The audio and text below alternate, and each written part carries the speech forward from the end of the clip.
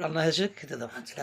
যা ঠান্ডা পড়েছে রান্না করেছি, ফুলকপি দিয়ে আলু দিয়ে বড়ি দিয়ে তরকারি করেছি মাখা করে, আর মাখা মাখা করে মাছ এনেছো, ভোলা মাছের সর্ষে বাটা দিয়ে ঝাল করেছি ধনে পাতা টমেটো দিয়ে। আচ্ছা আচ্ছা, আজকে আবার ছেলেকে নিয়ে ডাক্তারের কাছে যেতে হবে, যার জন্য বেশি কিছু রান্না করতে পারো না, তাই তো? না হ্যাঁ, আর তোমারটাও নিয়ে নাও। ঠান্ডা পড়েছে, আর ঠান্ডাও পড়ছে, রোদ নেই কিছু না, খুব ঠান্ডা। সিঞ্জয় বাবা খেয়েছে? হ্যাঁ, কখন খেলো? ও টাইমে খেয়ে নিয়েছে। এখন তো 4টে বাজতে যায়, 4টে বাজতে যায়, আবার তো একটু বাদেই যেতে হবে ডাক্তারের কাছে। যাবো। হ্যাঁ, তাহলে তুমিও নাও, তুমিও খেতে থাকো, আমিও খাই। তুমি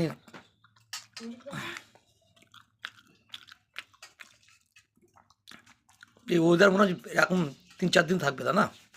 বললো তো 5-7 দিন থাকবে এই ওয়েদারটা। 5-7 দিন। ফুলকপিটা ভালোই হয়েছে, খেতে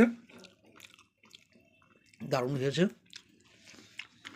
ফুলকপি নেই, বড়ি কি ভেঙে গেছে নাকি সব? দিলাম তো তোমাকে, না, এই তো একটা বড়ি পেয়েছি, বড়িটা পেয়েছি, আরও আছে। বড়ির একটা টেস্ট আলাদা।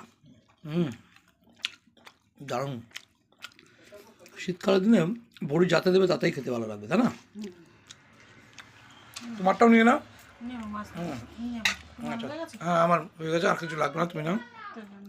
আর মাছটা বন্ধুরা দেখো, একদম ফ্রেশ মাছ, দারুণ একদম। ভোলা মাছটা আজকে অনেকদিন বাদেই নিলাম। ছেলে আজকে বললো সকালে যে বাবা ভোলা মাছ খাবো, ভোলা মাছ নিয়ে আসো, যার জন্যই ভোলা মাছটা নিয়ে আসলাম। খেতে দাম না, তুমিও খাও, শুরু করো, আর একটু বাদেই বেরোতে হবে তো। ফোন করেছিল আর করেনি, জানা? তাহলে খেতে দেখো।